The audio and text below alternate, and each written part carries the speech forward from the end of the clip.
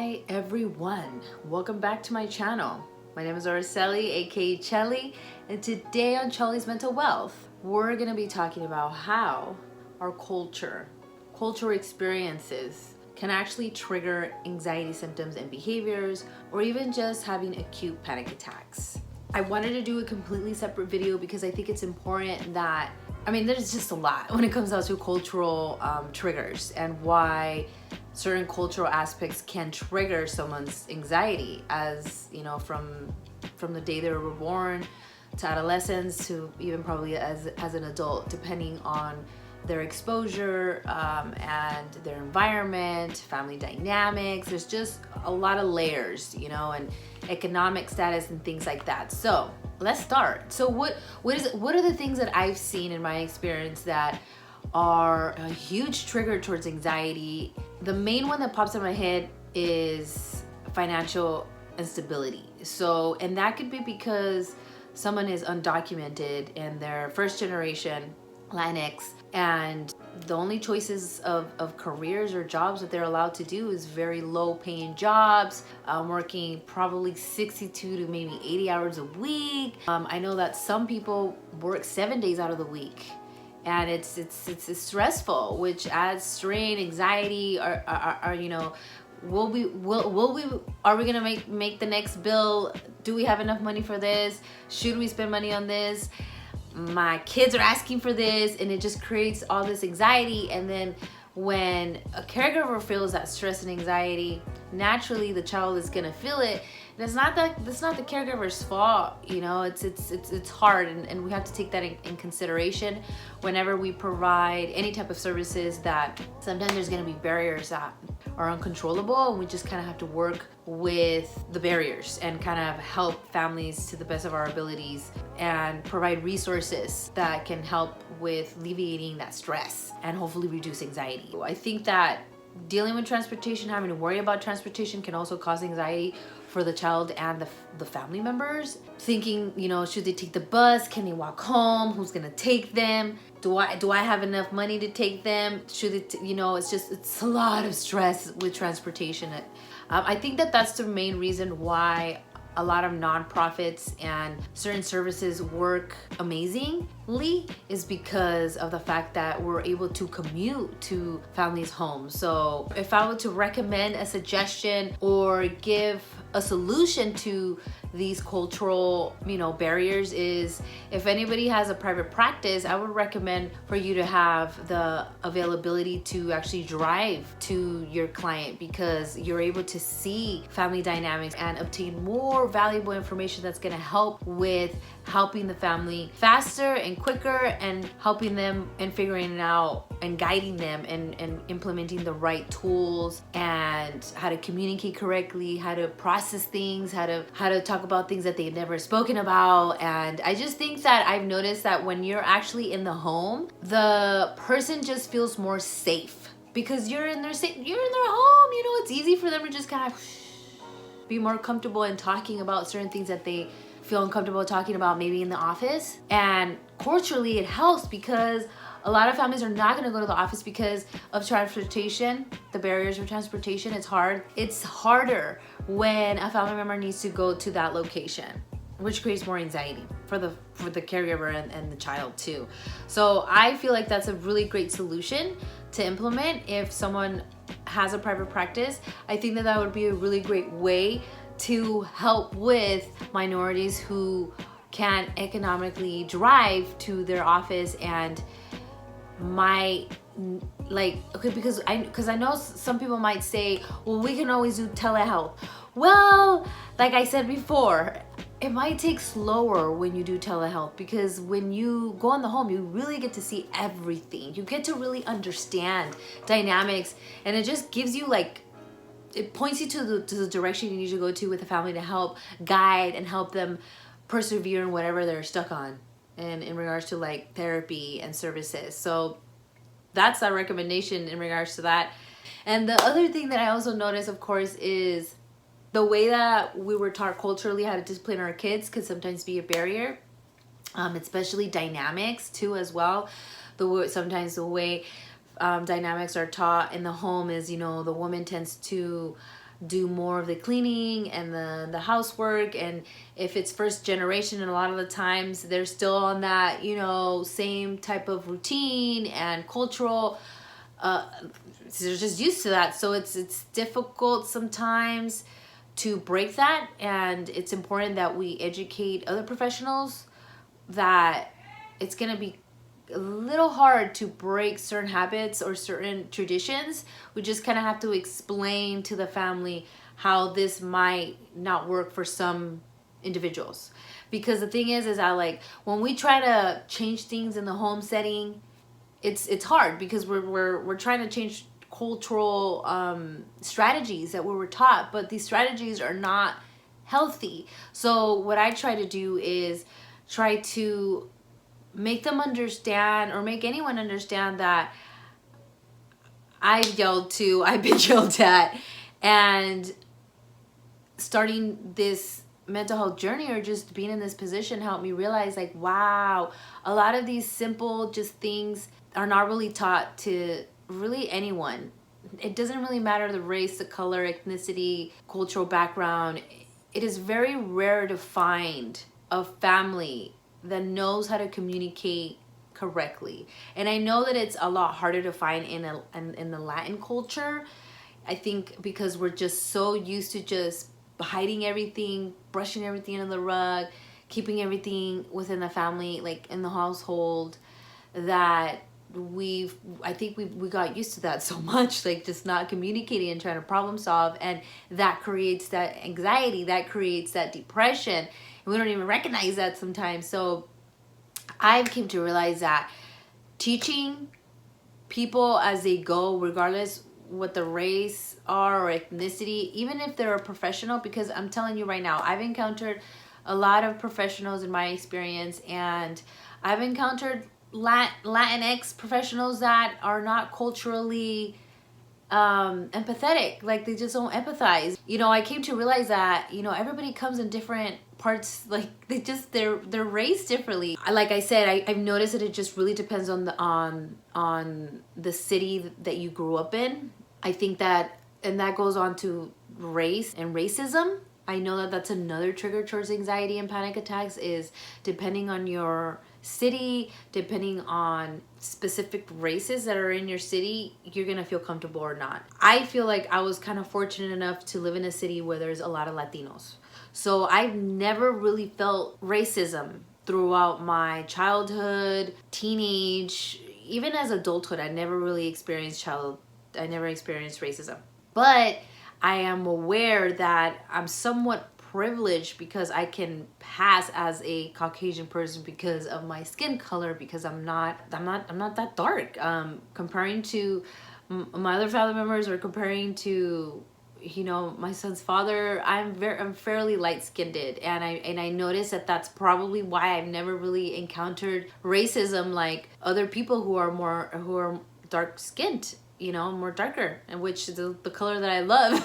like I love that color, and I recognize that. So, but I've also recognized that I've experienced discrimination by my own people, which is kind of like, it makes me sad, but I understand, you know, because of our culture. And even though I didn't experience racism or discrimination by an opposite race, I've experienced discrimination by my own. and so I can't say that I've know how that feels, but I can put myself in people's shoes as to how like, wow, like, you know, I thought we were all humans and we should all just come as one. I mean, that's just my perspective, but I understand that could make someone or a person not want to seek or get therapy from someone who is Caucasian or not of their race or color or ethnicity. So it's I understand that aspect, but I want people to understand that a lot of people of color are not in the mental health profession. They're not. And how is a person of color going to see how therapy is if mostly everybody is Caucasian? Like, we're kind of pushing people away from not allowing someone to explore that when we don't have enough therapists that are Black or Latinos. We just don't.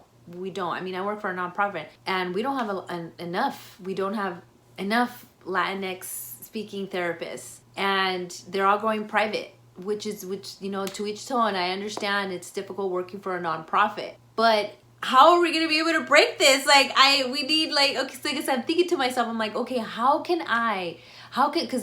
because I'm speaking from my experience. When I went to therapy, I was like 14 or 15, and I got paired up with someone that was Korean. They weren't white, you know, they weren't Caucasian or Latin.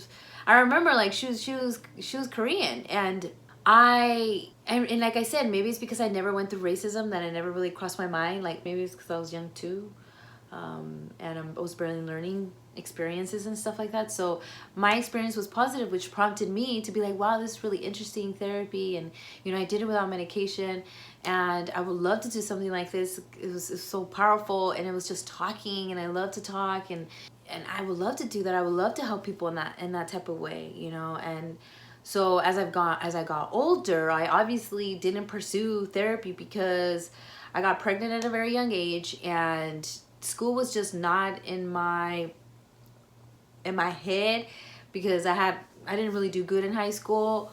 I was in my head, I was just like, I'm not going to college, school is not my thing. But when I got pregnant is when I decided to go back to school. So I went to school, and then what was interesting to me, and this is the reason why I'm bringing this up, is that when I was going to, you know, getting my bachelor's, there was a student there that talked about her cultural experience as to how her dad was very, very disciplinary. You know, he hit all of his kids, and she explained how her experience was nonchalant. Like, it didn't really affect her. Like, she was like, okay, yeah, my dad hit me, but I'm fine. Like, didn't traumatize me. But she disclosed how it traumatized her sister a lot. Like, she was like really hurt over it.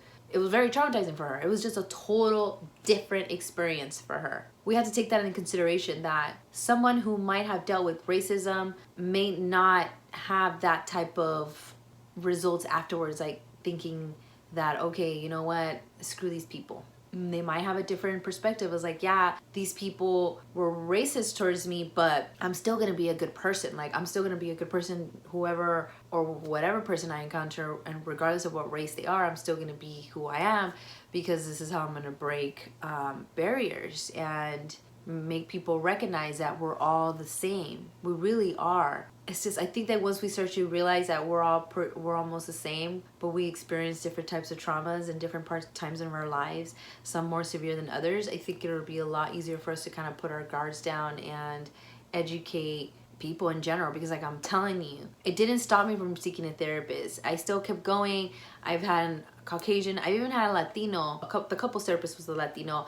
And what was interesting in that part is my partner was adamant about them being a Latinx too, and for me it was like not a big deal. Like, I'm like, whatever. I cared about the techniques and how much they knew, how much experience they had, because that's what I realized working in the field. Like, it doesn't matter what ethnicity and race they are. I've worked with people who don't do the work in learning new techniques or learning different cultural barriers and backgrounds, or making sure they keep their own biases on check, because a lot of the things that we go through, we need to check our biases. Like, just because we went through all this stuff doesn't mean another person's gonna feel the same way we felt, and then we're projecting that like negative experience when they might have had the same experience but had a different perspective. He says, yeah, that Caucasian person didn't know anything about my culture, but who's to say the next person is not going to know about my culture and is going to be understanding, and I don't have to teach? Or if we do have to teach, and if they're willing to learn, why not? I've encountered way too many people that have been super stubborn and their ego is just big, where they just don't want to learn anything. And it's sad. Like, how are we supposed to serve people if we're stuck in a little cage? You know, like, and it goes with anyone, any professional, anyone, okay? Whether it's they work in a school setting, mental health setting, we all have biases which stops us from pursuing certain things. So what I'm trying to say is, because racism wasn't exposed to me in that sense, I gave people chances. And I also gave Latinx people chances too in the mental health realm, and some don't know as much as I wish they could have known.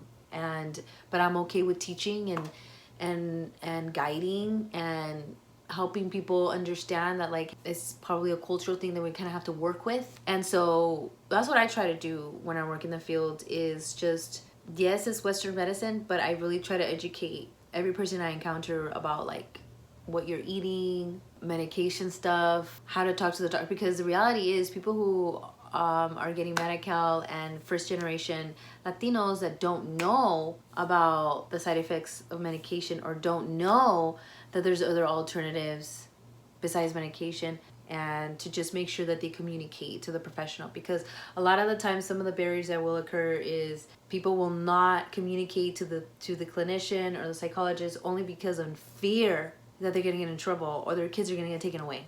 And that's what's important, that we educate and remind, and we take that in consideration, that it's always in the back of their mind that they might get deported, or if they do something wrong, Child Protective Service is gonna come and they're gonna take their kids. And that's scary. That, of course, that adds to a lot of anxiety too. And then there's another cycle of you know, people using threats. Like, you know, in our culture, we're used to threatening, like, oh, if you don't do this, this is gonna happen to you. And we have to teach people to not do that anymore too, because it adds anxiety to the younger generation, that it is gonna happen when it really is not. And it's adding more anxiety. So yeah, we have to take that in consideration. So transportation is a really, really big deal that I've noticed, like I said before, and taking consideration that every culture is different. Every Latino family is different. They've been all raised differently, and it really depends on how much support they have when they come here in the United States. Because some families just come as a little small unit, and they don't have no one to talk to. Or they're even ashamed to even say they're receiving family services or mental health services, because people over there in, you know, outside of the United States, they judge and they don't understand it, which is one of many reasons why I decided to do this channel, is because I want family members to share these videos, Spanish speaking videos, to family members, so that they can understand why families are receiving mental health services, you know, in any way, whether it's nonprofit, whether it's intensive services, whether it's private, so that they don't feel judged and shamed by it. And because once you feel that way, it kind of ruins it doesn't ruin it, but it makes it harder for someone to reach their goals, because if you don't believe in the services, it's just going to be difficult. Another thing too, of course, is violence.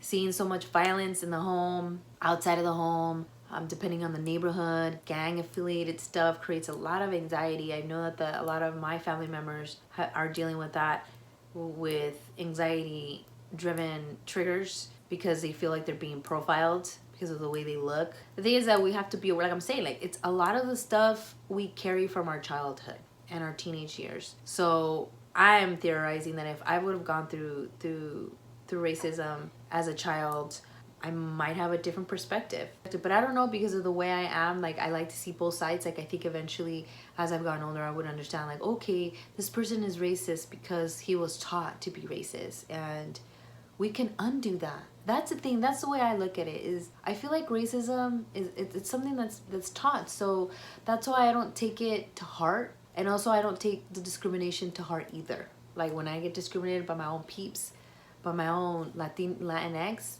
I don't take it to heart. Like, obviously I'm human and I'm gonna like get butthurt. I'm like, you know, I'll get a little sad. But once I process it, I remind myself, like, everybody goes through their traumas, and a lot of the times we project our own traumas to other people, and we don't even recognize it. It's like subconsciously we're projecting our own traumas. And I think that it takes the age of like maybe 26 or 27 to kind of recognize that, depending on how intellectually emotional you are.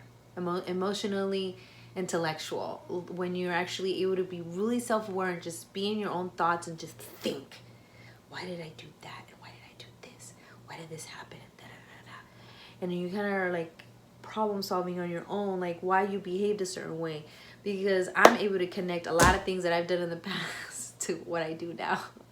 One example that I can give is, I remember when I was a child and my cousin used to really tease me a lot. I mean, she bullied me. And one day I just got sick of it and I slapped her. And I felt so guilty that I slapped her, and I started crying. It was like my defense mechanism. Like, it was like, oh my God, I feel so bad that I hurt you. Let me cry. And I've noticed that I tend to do that a lot now as an adult. Like, if I hurt someone in any way, I start to cry because I feel guilty. And I don't know if, like, subconsciously I want the person to feel sad for me because I don't want them to be mad that I hurt their feelings. Like, I don't know if that's what I'm doing. But a lot of our traumas gets transferred over, and that's what creates anxiety. That's what creates our depression. That's what creates our panic attacks, because we think and we still we think and we reminisce, or we haven't let go of what happened in the past instead of moving forward. Now, I don't want to say that we should ignore racism and that whatever happened in the past we should ignore. No, I think that it's important that we educate the younger generation what's not going to be taught in school, like in the history books. But I also want parents to understand too that the internet and all the information that's out there, they will know what the real truth is. That's how I found out the real truth. I found out about all of this stuff because of the internet. It's just information gets spread like crazy. So that's why I think that with the internet, I really have a gut feeling that it's gonna help with reducing racism, because we have to teach the younger generation how to not engage in a negative way when someone is being racism, and how to win with love versus criticism. We got to win with love, you know, and the only way that we can come together is if we recognize that we're all the same, you know, to some extent, and we need to stop hurting each other, because hurt just doesn't help at all. And I feel like with the internet, I feel like people and just kids are gonna know about the stuff that are not being taught in the books, just how I found out on my own, because I was so curious to know. And I found out everything on my own after high school, like literally everything. Like, I binged. And a lot of people called me Crazy Chelly. You know, I was all into the whole organic thing, non-GMO, way before everything. Now, I mean, this has been about like maybe 6-7 years of me advocating, and people thinking that I was crazy and nutty and all that stuff. And now everybody's doing it. So, and I think that racism, and hopefully with minorities and accessibility with mental health, is gonna change. Mark my words, it's gonna change. It's gonna be accessible for almost everybody, and it's gonna be part of like a routine check. And just be mindful for people who have in private practices. Just like anything with corporate people, the corporate world will take over eventually. And because it's this prevention, it's like if you were to see a therapist every other month just to check in, you're preventing things. You're preventing from you feeling anxious. You're problem solving faster than not, instead of suppressing everything. And I think that once people recognize that, and the older generation teaches the younger generation, then the younger generation starts to pick that up, how the internet could be a very powerful tool in a sense of like recognizing certain things that may you know, certain things you're not going to really learn in school. I think we're going in the right direction. Hopefully people can implement the suggestions that I recommended for the minorities. The main thing, if I could recap, is if you have a private practice, I would recommend for you to give an option to actually travel to the person's home if they're around your area, especially if they're a minority. And going into the home, it also helps the mental health professional, like I said, to collect more data that can help serve the family to the best of their abilities. The other recommendation that I would say is constantly just learning about different cultures all the time. Don't stop. I mean, yeah, we know our own separate little culture in our own way, but there's so much other cultures, bigger families, smaller families, and that will create codependency issues. That's another thing too, because of the fact that the families come together or they're very small knit. It's anxiety gets increased because they're being left alone a lot, because they have to work, and or they're working 2 jobs, so the kids stay at home, and they're worried sometimes when their parents are going to come home, which falls under what I wanted to talk about with the after school programs. Like after school programs, I've noticed that it's creating a lot of anxiety for the kids, and I'm noticing that a lot of Latinx families tend to use these services because both man and woman are working, and it's a very useful program where they can let their child stay there till 5:30 to 6 the latest. and the after school program. Now, what I've been observing is, even within my son, is depending on the child, it could cause anxiety. It doesn't cause anxiety to all the kids, but depending on the child and how dependent they are with their parents or their caregiver, it could increase their anxiety even more, or create anxiety driven behaviors.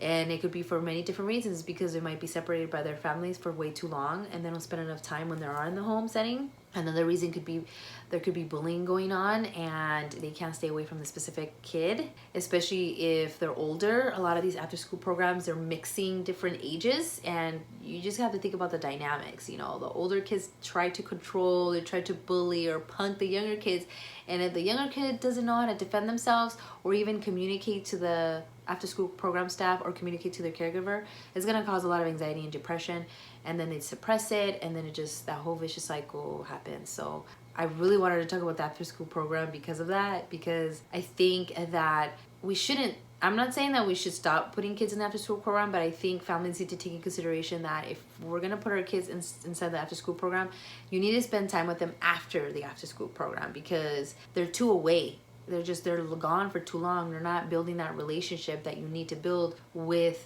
the child that's going to help with discipline whenever you want them to do a task. That rapport is not there. Like, how is that person going to want to follow what you want to do when you guys don't even talk on a regular basis?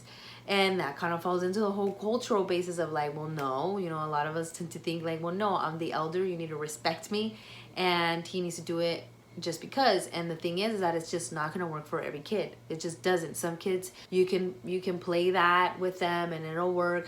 With other kids, it doesn't. So you're going to have to try out a different approach.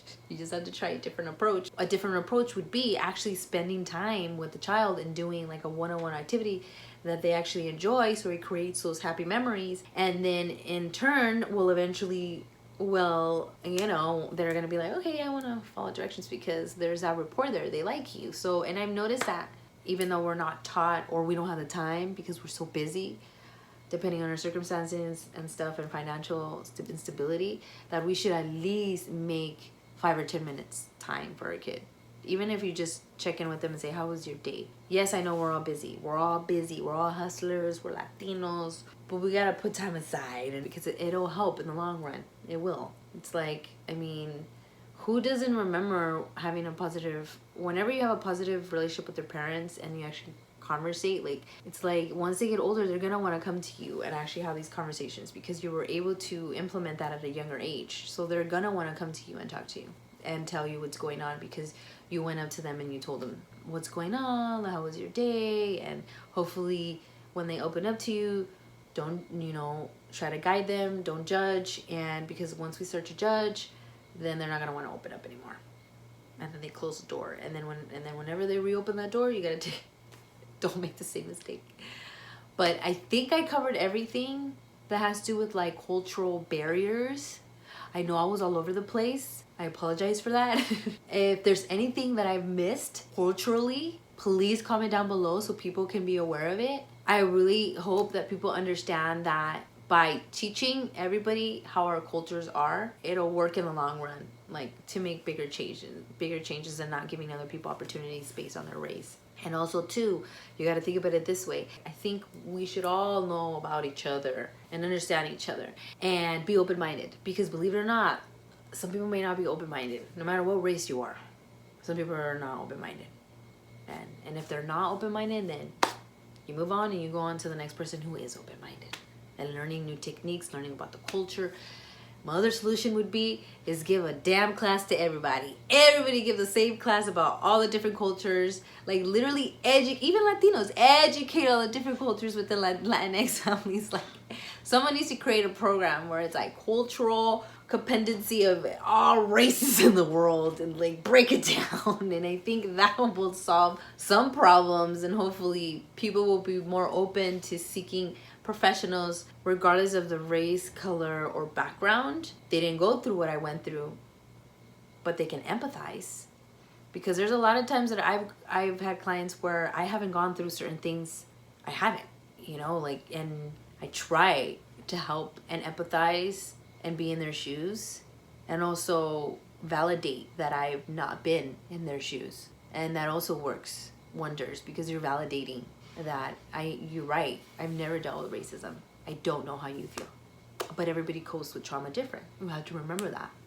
Experiences too, especially if you're being discriminated in a school setting. And it happens everywhere. It does. I know that. And I'm telling you, I feel like I'm privileged only because I'm lighter skinned. I recognize that. I recognize that now. It took me a while. I think it actually took me the last 2 years of realizing, like, wow, there is a difference. There is a difference. And I have to take that in consideration, you know, and be mindful and empathize when someone is saying, I don't feel comfortable here because I'm the only, like, dark-skinned, you know, person of color.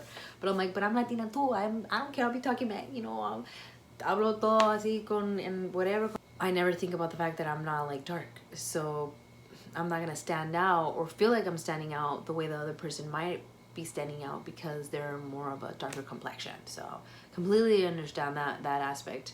I feel like I've been privileged in that way, and I want to at least use my experiences to help others kind of see a different perspective, so that it doesn't stop them from not opening up to someone that's Caucasian. Because the reality is that right now we don't have enough Latinos and people of color that are professionals. And if they are, they're going private. They are. I don't know what to do about that, because a lot of people who are minorities can't afford private services. I've tried, if you want me to be honest. Like, I've tried, and it's still too expensive. But I do it because for me it's worth it, and I don't have a home. You know, I don't have a house payment, so I can afford it. I think if I would have had a home, I would probably think of other alternatives. But we have to think about all that stuff. All of that stuff. Everything. Because like I said, if we work as a team, you will see how we can break barriers. But if you're new to my channel, please do not forget to subscribe, alright? You know the drill. And if you disagree with me, we can agree to disagree. I cannot change your mind. That's not my intention. I just want to provide a different perspective. You could take what you want to take, and if you don't agree with that, I understand, you know? I completely understand. And if you were able to see my perspective, great. Forward the message to someone else and maybe help them see a different perspective in regards to how we can help minorities and how we can include other races to help us while we're going through this, and while we try to get the other, you know, people of color to get into this profession as well.